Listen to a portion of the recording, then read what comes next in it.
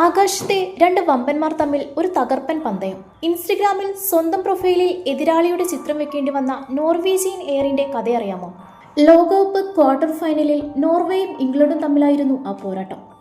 കളി മൈതാനത്ത് മാത്രമല്ല, അങ്ങുമുകളിൽ ആകാശത്തെ വിമാന കമ്പനികളായ ബ്രിട്ടീഷ് എയർവേസും നോർവീജിയൻ എയറും തമ്മിലും നടന്നു. തോൽക്കുന്നവർ ജയിക്കുന്നവരുടെ ലോഗോ സ്വന്തം പ്രൊഫൈൽ ചിത്രമാക്കണം. ഇതായിരുന്നു നോർവീജിയൻ എയർ മുന്നോട്ട് വെച്ച ആ വെല്ലുവിളി. ആദ്യമൊന്നും മടിച്ചെങ്കിലും ഒടുവിൽ ബ്രിട്ടീഷ് എയർവേസും ആ പന്തയം സ്വീകരിച്ചു. പക്ഷേ മയാമിയിൽ നടന്ന വാശിയേറിയ പോരാട്ടത്തിൽ നോർവേ തോറ്റു. പന്തയം വെച്ച് പണി വാങ്ങിയ നോർവീജിയൻ എയറിന് ഒടുവിൽ വാക്കുപാലിക്കേണ്ടി വന്നു. അങ്ങനെ ഒരു ദിവസം മുഴുവൻ നോർവീജിയൻ എയറിന്റെ ഇൻസ്റ്റഗ്രാം പേജിൽ തിളങ്ങിയത് ബ്രിട്ടീഷ് എയർവേസിന്റെ ലോഗോ ആയിരുന്നു.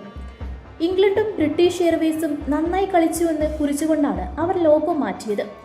തോറ്റെങ്കിലും സോഷ്യൽ മീഡിയയിൽ ലക്ഷക്കണക്കിന് ആളുകളാണ് വിമാന കമ്പനികളുടെ ഈ സ്പോർട്സ്മാൻ സ്പിരിറ്റിന് കൈയടിച്ചിരിക്കുന്നത്. കൂടുതൽ വാർത്തകൾക്കും വിശേഷങ്ങൾക്കും ന്യൂസ് ടൈഗ് ലൈവ് TV സബ്സ്ക്രൈബ് ചെയ്യൂ.